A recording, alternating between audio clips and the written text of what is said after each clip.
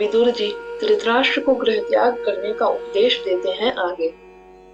श्री गणेशाय नमः।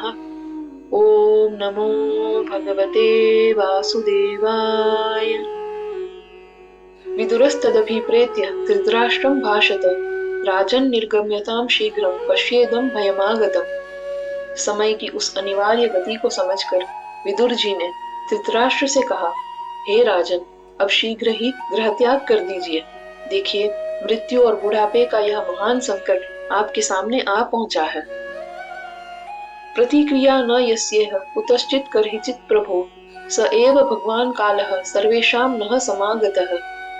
हे राजन, इस संसार में उस काल का कोई भी कभी कहीं प्रतिकार नहीं कर सकता। वही सर्वशक्तिमान काल अब हम सबके समीप आ पहुंचा है। येन चैवाभिपन्नोऽयं प्राणैः प्रियतमैरपि जनः सद्यो वियुज्येत किमुतान्यैर्धनादिभिः। जब मनुष्य सर्वशक्तिमान काल के अधीन हो जाता है, तब उसे अपने सबसे प्रिय प्राणों का भी तत्काल त्याग करना पड़ता है। फिर धन, संपत्ति और अन्य सांसारिक वस्तुओं के वियोग की तो बात ही क्या है।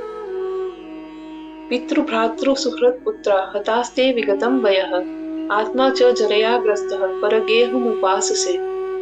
आपके पिता तुल्य जन, भाई, मित्र और पुत्र सभी इस संसार से जा चुके हैं। आपका यौवन भी बीत चुका है और यह शरीर बुढ़ापे से जर्जर हो गया है।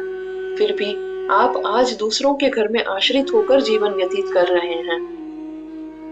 अहो महीयसी जंतोर जीविताशा यथा भवान भीमापवर्जितम पिंडमा दत्ते ग्रह बालवत।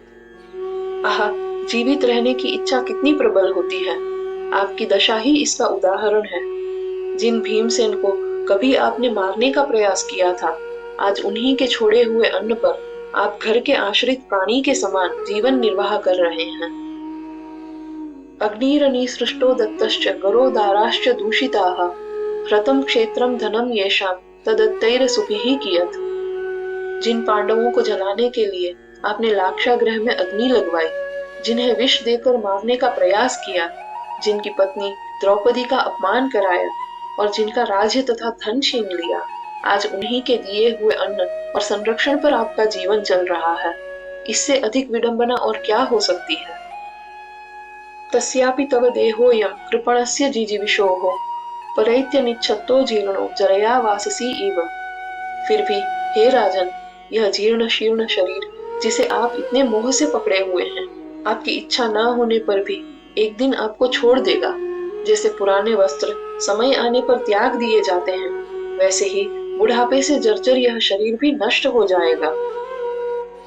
गतस्वार्थमिमं देहं विरक्तो मुक्त बंधनः अविज्ञात गतिर्जह्यात् स वै धीर उदाहृतः। जिस शरीर का प्रयोजन पूरा हो चुका हो, उसका मोह छोड़कर सभी सांसारिक बंधनों से मुक्त होकर और बिना किसी को बताए उसका त्याग कर देना ही धीर और विवेकी पुरुष का लक्षण है। यह स्वकात् परतो वेह जात निर्वेद आत्मवान हृदि कृत्वा हरिम गेहात् प्रव्रजेत स नरोत्तमः। जो मनुष्य अपने अनुभव से या किसी महापुरुष के उपदेश से इस संसार के प्रति वैराग्य प्राप्त कर ले, अपने हृदय में भगवान श्री हरि को स्थापित करके ग्रह का त्याग कर दे, वही वास्तव में श्रेष्ठ पुरुष कहलाता है।